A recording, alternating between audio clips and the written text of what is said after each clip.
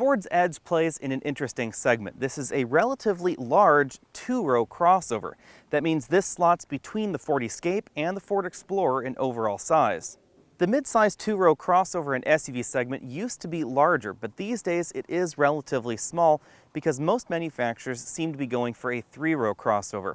That means the Edge directly competes with the likes of the Hyundai Santa Fe Sport, the Nissan Murano, and the Kia Sorento 5-seat.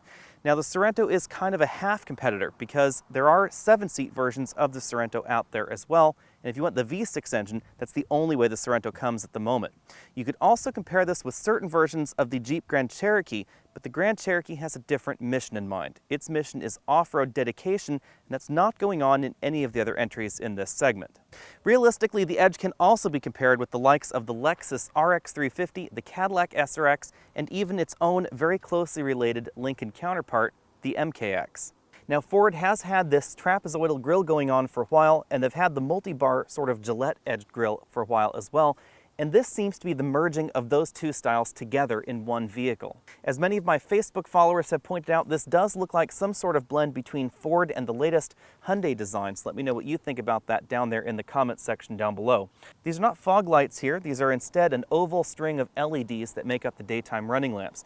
We also have parking sensors on the front and on the sides of the vehicle and on the rear, and we have an all-new front view camera. This is not an all-around camera like you'll find on certain versions of the Nissan Murano. This is an expanded view front view camera. It also works in tandem with the rear view camera. Both size and luxury features are what separate this category of two-row crossover from the next step down, which would be occupied by the CR-V, the RAV4, and Ford's own Escape. You can see that this is a little bit shorter than most three-row crossovers, significantly shorter especially than those large three-row crossovers out there, like the General Motors Lambda triplets as well as the Nissan Pathfinder. You'll find the biggest difference between the compact crossovers and the three-row crossovers right back here. Versus your average three-row crossover, we have a profile that's more slanting, it's a little bit sportier looking, and then in the cargo area, we get about 33% more cargo space than we get in your average two-row compact crossover. Now versus your average three-row crossover, the cargo room is actually about the same in the back if you have the rear seats folded in that three-row crossover.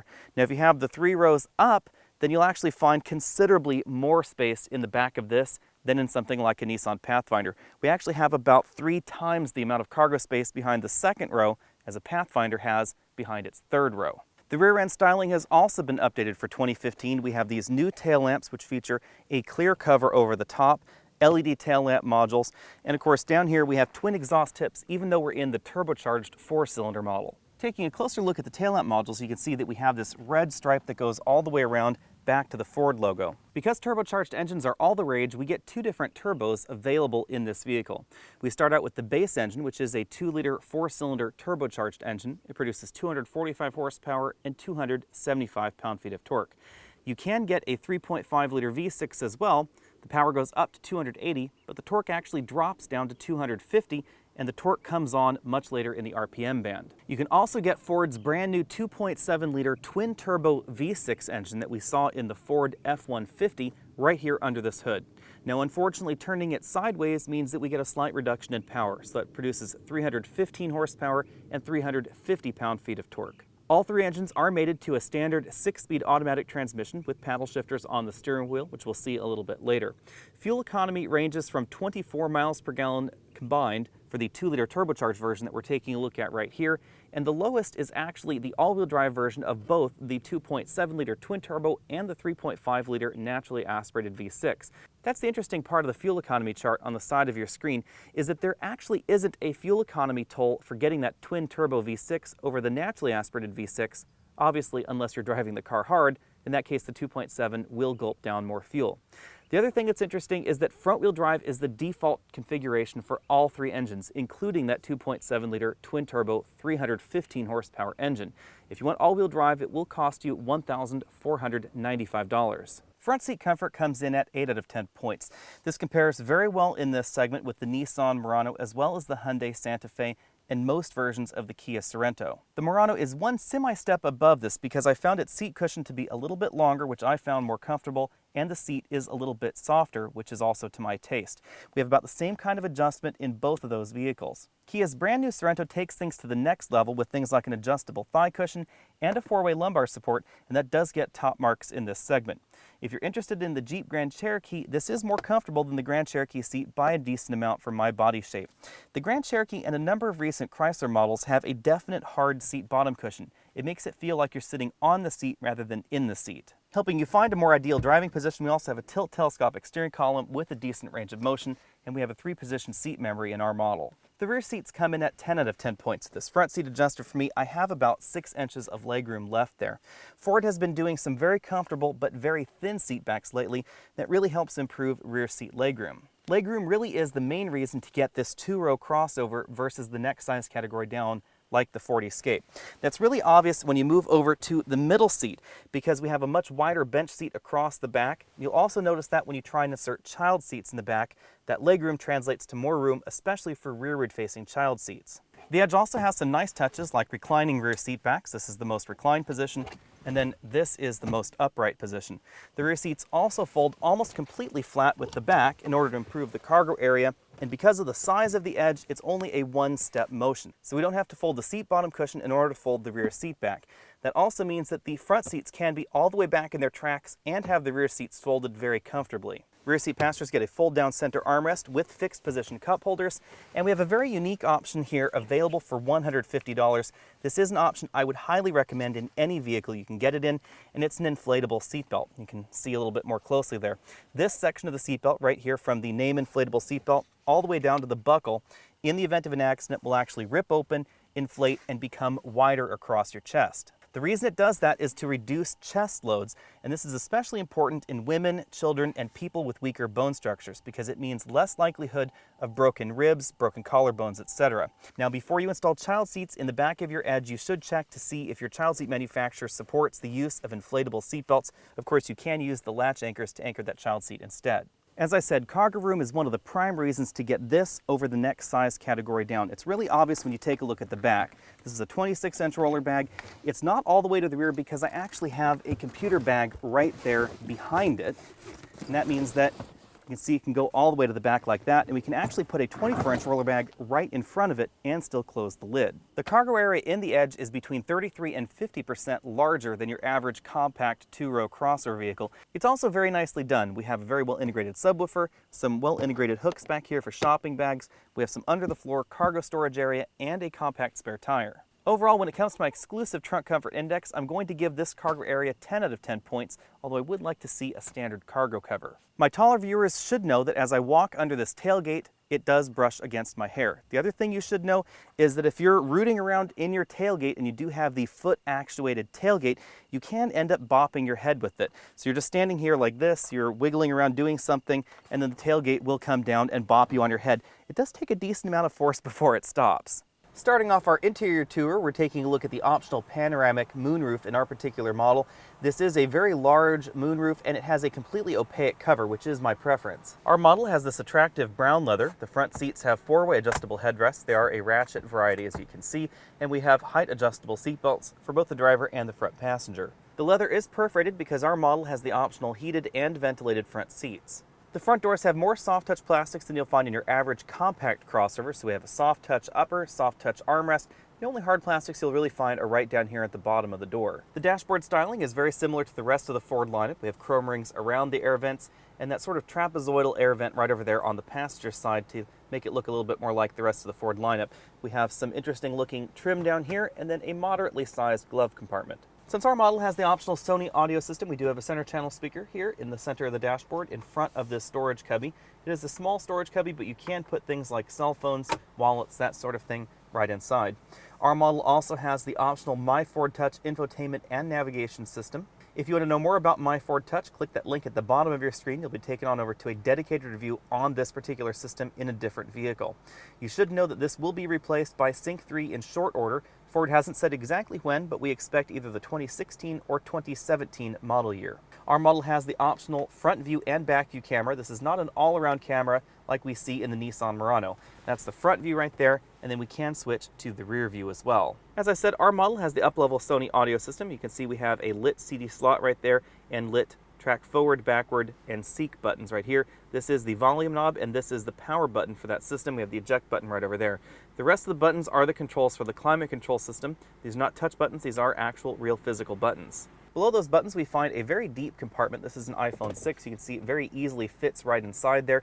It is also sized suitably for modern phablets or those extra large cell phones. You can stuff that cord right in there.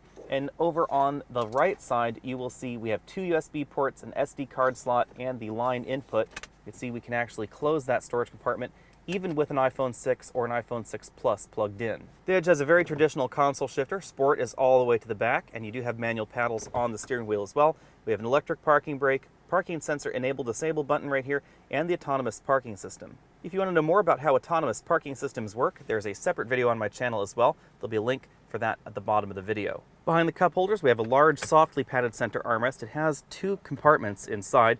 One compartment that you can put phones, wallets, that sort of thing in, and then you can lift that up, and then we have another storage compartment. I have a drink container right in there. This is a very large and very deep storage container. I was easily able to put a wine bottle, a 2-liter bottle, and almost a gallon of milk right inside there. Our Edge has the same instrument cluster that we see on a wide variety of different Ford products. We have 2 LCDs, one on either side of that large central speedometer. The LCDs are controlled via 2 button modules on the steering wheel, one on the right that controls the right side, and then one on the left that controls the left side. The display on the right shows us entertainment information, navigation, and phone system information, depending on what exactly is enabled at the time.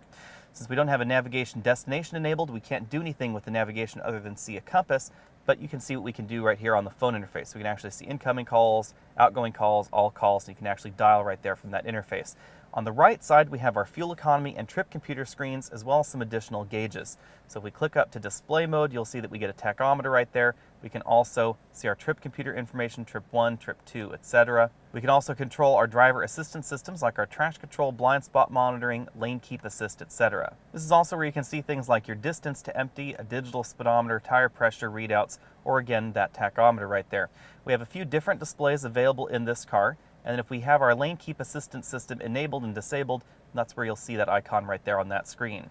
This is not quite as attractive as the Grand Cherokee's LCD instrument cluster, or perhaps the larger LCD that we see in the Kia Sorento, but this is definitely a notch above the other entries in this segment. The Edge uses one of Ford's corporate steering wheels. We have paddle shifters on the back, down on the left, and up on the right. These are those 2 button modules I showed you earlier. We have our voice command buttons and radio control buttons right over here on the right side.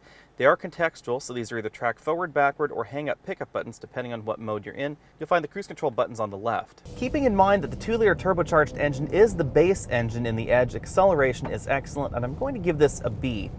Now, the acceleration really does not feel that much different between this and the V6, even though the V6 is a hair faster, largely because of the vast amount of low-end torque we get in this engine. This means that versus the V6 in the Edge, this actually has to downshift less to go up hills like we're on right here. Our 0 to 60 test came in at 7.5 seconds, which is among the better entries in the segment. It's only a little bit slower than the V6 Nissan Murano, which is relatively light and has the advantage of a CVT. When it comes to braking, the weight of the Edge becomes a little bit more obvious, as well as the tire size. I'm going to give this a B, because our braking scores were a little bit longer than I would like, definitely longer than the Nissan Murano, as well as the Hyundai Santa Fe Sport. The Santa Fe Sport is particularly light, and that makes it particularly nimble in this segment. Handling in the Edge is surprisingly good, even though this is quite a heavy crossover. When you really start to push it in the corners, it becomes obvious that the suspension is very well designed. Of course, our model does have relatively wide tires. Even though they are 55 aspect ratio tires, that does improve the handling. One of the critical things about the modern crossover is its ability to give you a soft and decent ride out here on a gravel road like we're on right here. Because most crossovers are not really off-road focused. They're actually on-road focused or soft road focused, and this is technically a paved road. It's just paved with gravel, and this is really where the Ford Edge excels. The suspension is not sloppy, it has a really great ride to it. It makes the Edge very easy to live with if you live out in the country or just off the paved road. Back out on the paved road, the ride is also excellent. Again, the Edge feels a little bit heavier than some of the competition, but it doesn't feel quite as soft as something like the Nissan Murano. This does feel a little bit firmer. Not quite as firm as the lighter Hyundai Santa Fe Sport, however. I haven't spoken too much about the Sport version of the Ford Edge, but it does provide a nice middle of the road between something like the Ford Edge and the Jeep Grand Cherokee SRT. Because the Grand Cherokee SRT can be a little bit too firm, but the Edge Sport slots right in between the two. It makes it definitely firmer than the model we're taking a look at right here, but it's not hardcore by any stretch. Cabin noise is absolutely excellent in the Edge. This is easily the quietest mid-sized crossover that I have tested, and that includes the Lexus RX 350. This cabin came in at 69 decibels, which is right around the same as you'll find from BMW and Mercedes crossovers. Fuel economy is also surprisingly good. The last time I test drove the 2-liter Ecoboost version of the Edge, I did score fuel economy that was a little bit lower, and we have been averaging about 24 miles per gallon overall, which is right around what the EPA says you're going to get. City driving especially drops fuel economy in vehicles like this that are not hybrids, because you do have to start and stop the vehicle. We don't have an idle stop system, so when you are parked at that stoplight, the engine will continue to idle. City fuel economy is also greatly impacted by the vehicle's weight because it takes more to get the car stopped and get the car going again. Highway fuel economy really is where this two-wheel drive Edge shines, however, because I had no problem getting 36 to 38 miles per gallon on a one-way 40-mile freeway trip. Fuel economy on the highway is absolutely excellent. Now again, the weight will cause you a little bit of fuel economy harm if you start climbing up mountain grades, but as long as you're cruising across the US in those flat open spaces, you will get very, very good fuel economy. You may get slightly better fuel economy in the base versions of the Sorento or the base versions of the Santa Fe Sport, but they have 2.4-liter engines under the hood that are naturally aspirated. You have a lot less power than this turbocharged model. Overall, out on the road, the Edge is one of the most pleasing vehicles in this segment. I think dynamically, the Hyundai Santa Fe Sport and the new Kia Sorento 5-door are superior, but the Edge gives you a quieter, softer, more isolated ride. So depending on what you're after, this definitely could be the vehicle of choice. I'm a little bit torn personally because I do like soft, quiet rides, but I also like that sportier feel. Even if you're living in California or a southern state, the most important thing you need to know about the Edge is you really do want the all-wheel drive system. The reason for that is we have a surprising amount of torque steer in this vehicle, thanks to the incredible amount of low-end torque we get out of this 2-liter turbocharged engine. And the other interesting thing is, if you get the Edge Sport, you don't get all-wheel drive standard either. So it is possible to get 315 horsepower and well over 300 pound-feet of torque through just the front wheels. And just the front wheels are not capable of handling that much oomph.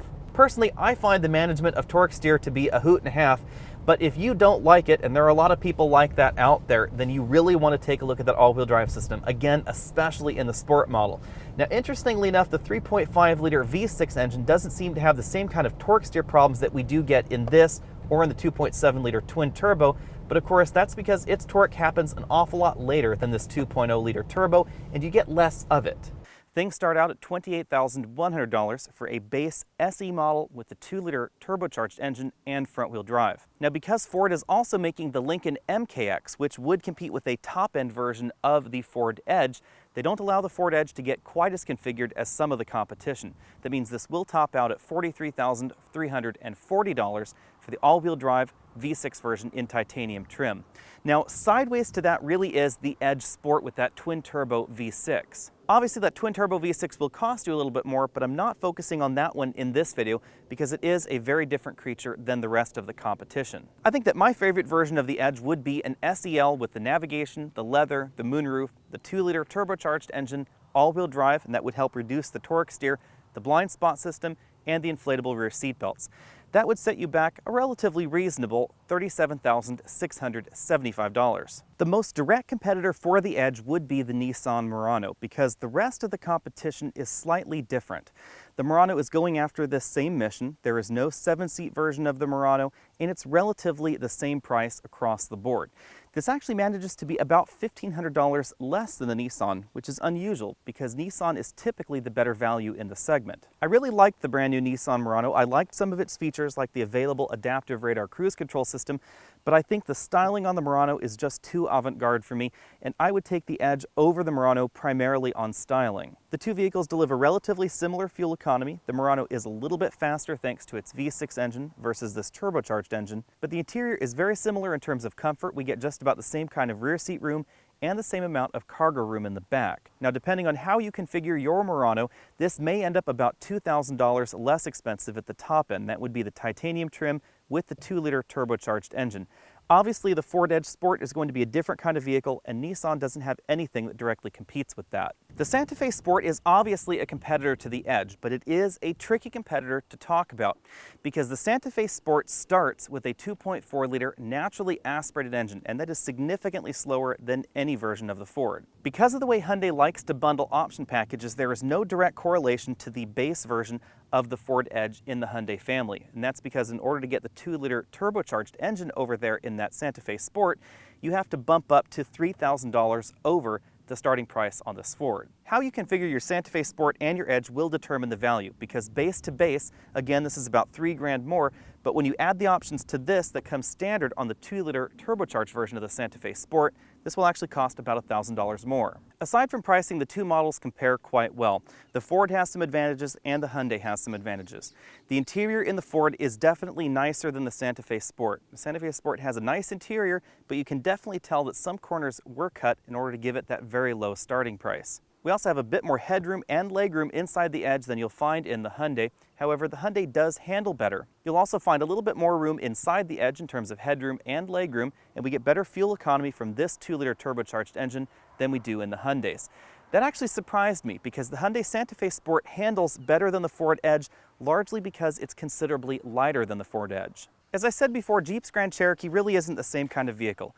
It has a much more rugged all-wheel drive system. We have an available air suspension, we have 2 different available V8s, and an available diesel engine. The Grand Cherokee is also rear-wheel drive and uses an 8-speed ZF automatic transmission.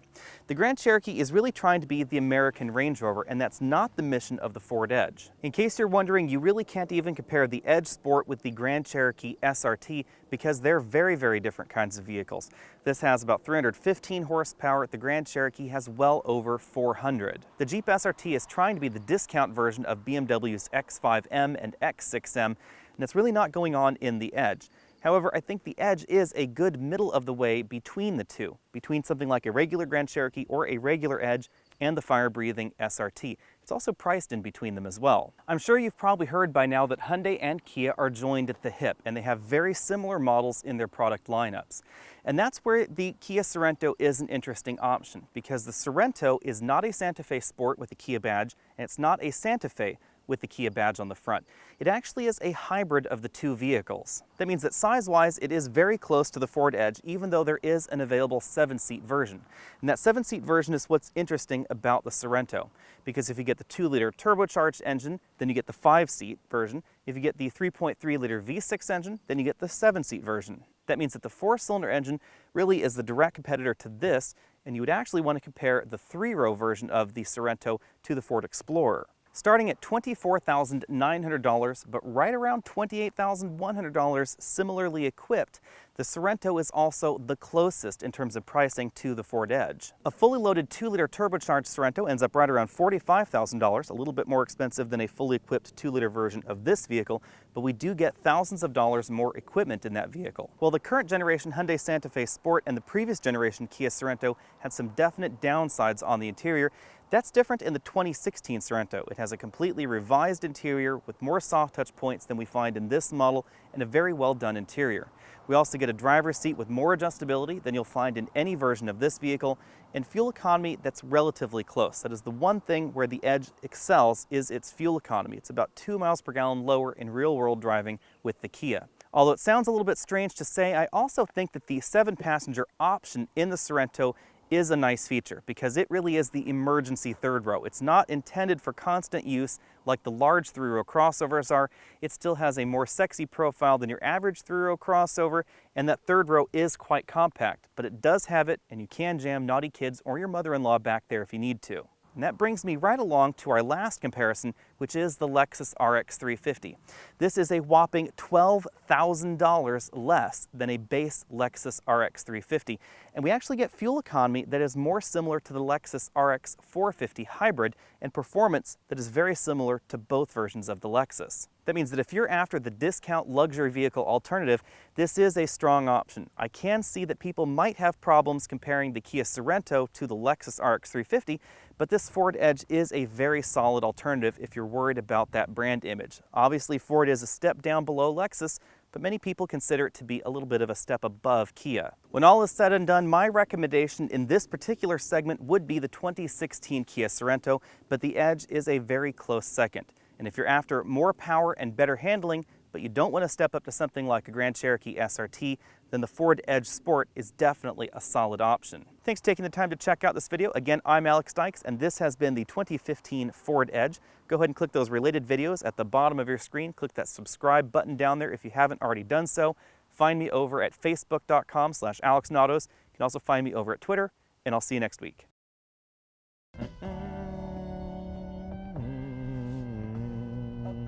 Bird that flies away, a candle's fickle flame. To think I held you yesterday, our love was just a game. A golden bird that flies away, a candle's fickle flame. To think I held you yesterday, our love was just a game. Hey, I thought I told you to turn that off.